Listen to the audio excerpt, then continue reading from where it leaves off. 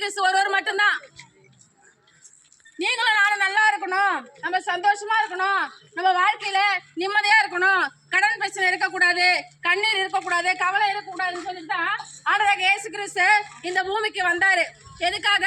உங்களுக்காகவும் எனக்காகவும்.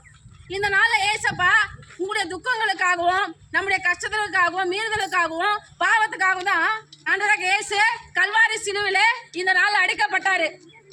ரொம்ப வேதனைப்பட்டாரு. நமக்காக பாவங்களை அவர் சுமந்தாரு. அவன் பாவம் அறியாத பரிசுத்தர் அவரு. ஏசப்பா சொல்றாரு, வேணாம் மகளே, வருத்தமா இருக்கிறியா, கவலையா இருக்கிறியா, கண்ணீரோடு இருக்கிறியா, என்னிடத்துல வா. வருத்தப்பட்டு பாரம் சுமக்கிற எல்லாரும் என்னிடத்துல வாருங்கள், நான் உங்களுக்கு இளைப்பாறுதலை தருவேன் என்று சொல்லி ஏசப்பா சொல்றாரு.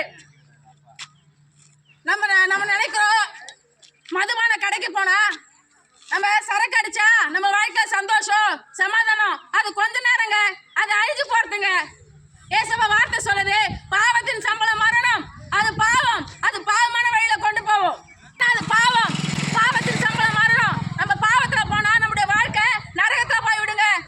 ஏசப்பா சொல்றாரு, வேணாம் மகனே மகளே, பாவத்தை தேடி போவாத, பாவத்துக்கு அடிமையா இருக்காத, மன திரும்பு, என்ன தேடு, நான் தான் உன்னை உண்டாக்கினேன், நான் தான் உருவாக்கின ஆண்டவராக இயேசுன்னு ஏசப்பா நாள் உங்களை பார்த்து சொல்றாருங்க.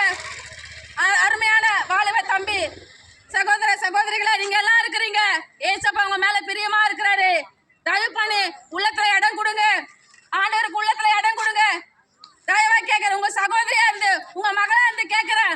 இன்னைக்கு நான் அந்த ரோட்ல நின்று பேசுறேன்னா என் வாழ்க்கையில ஏசப்பா எனக்கு ஜீவனை கொடுத்தாருங்க. நான் 14 வருஷம் இருக்கு நான் செத்து போயிருந்தா கோமா ஸ்டேஜ்ல இருந்தேங்க. நான் போவாத கோயில் கிடையாது, பார்க்காத டாக்டர் கிடையாதுங்க, செய்யாத மந்திரம் கிடையாதுங்க. ஆனாலும் என்ன மரண படுக்கையில போட்டுச்சுங்க. என்ன மரண படுக்கையில போட்டுச்சு. நான் படுக்கையா போனேன். அந்த நேரத்துல என்ன தூக்குவார் யாருமே இல்ல, எனக்கு விடுதலை கொடுக்க யாருமே இல்ல. ஆனா இந்த மாதிரி இன்னைக்கு நீங்களாவது நின்று கேட்கறீங்க. எங்க ஊருக்கு எங்க பாஸ்டர் சர்ச்சில இருந்து வருவாரு, டிராக்ஸ் கொடுப்பாரு. நான் அவர்கிட்ட சொல்லுவேன், இந்த டிராக்ஸ் என்கிட்ட கொடுக்காத, வேணாம், எனக்கு ஏசு வேணாம், போயிடுன்னு சொல்லிட்டு டிராக்ஸை கிழிச்சு அவர் முகத்துல போட்டு அவர் மூஞ்சில காரி துப்பணுங்க. நான் ஏத்துக்கவே இல்லை. ஒரு நாள் மரண படுக்கையில போன போது கை கால் நின்று ஊந்து போச்சு, கண்ணு நின்று போச்சு. லாஸ்ட் மரணம், அந்த இழுத்து பேச்சுக்குதுன்னு சொல்லுவாங்க இல்லையா, அப்படிப்பட்ட நிலைமையில நான் போயிட்டேன். அந்த நிலைமையில தான் இயேசுவை பத்தி சொன்னாங்களே.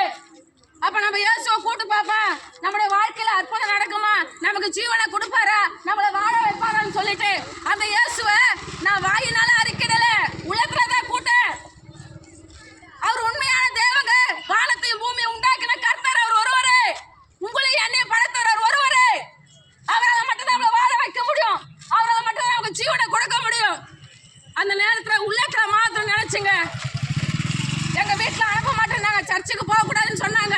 இல்ல, மரண படுக்கையில இருந்த போது இன்னைக்கு நான் பேசுறது உங்களுக்கு கேலி கிண்டலா கூட இருக்கலாம், வேணாம். ஏசப்பா உங்களை நேசிக்கிறாரு. நான் உள்ள தலையில கூட்ட போது ஏசப்பா என்னுடைய கண்ணீரை பார்த்து அந்த நேரமே ஏசப்பா அந்த ஒரு வாரத்துல எனக்கு சுகம் கொடுத்தாரு. 11 வயசுல இருந்து எனக்கு அது பில்லி சுனை கட்டு, பிசாசு கட்டு, வியாதி, பலவீனம் எல்லார்கிட்டையும் போன, யாரும் எனக்கு சுகம் கொடுக்கல. எனக்கு ஜீவனை கொடுத்து வாழ வச்ச தெய்வம் ஆண்டவராக இயேசு கிறிஸ்து ஒருவர் மட்டுமே.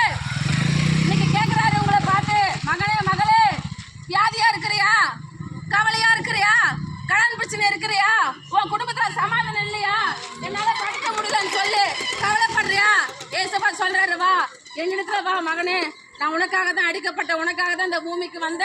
ஏசப்பா சொல்றாரு, என்ன இல்லாமல் ஒருவனும் பிதாவிடத்தில் வரான், நானே வழியும் சத்தியமும் ஜீவனுமா இருக்கிறேன், அவர் இல்லாம நம்ம பரலோகம் போக முடியாது.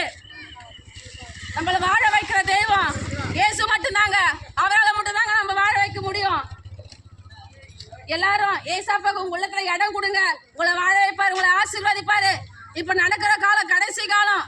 பஞ்சங்கள், கொள்ளை நோய்கள், சிலிண்டர் பஞ்சம், பெட்ரோல் பஞ்சம் இன்னைக்கு தான் தெரியும், செய்தியில வந்த பிறகுதான். ஆனா 2000 வருஷத்துக்கு முன்னாடி நாங்க படிக்கிற பைபிளை ஏசப்பா எழுதி வச்சிருக்கிறாரு. அதுதான் இன்னைக்கு இந்த உலகத்தை நடந்துன்னு இருக்குது. ஏசப்பா தான் உங்களை ஒவ்வொரு ஆசீர்வாதத்தை உங்களை பாதுகாத்து உங்க தேவைகளை சந்தித்து உங்களை வழி நடத்துவாரு.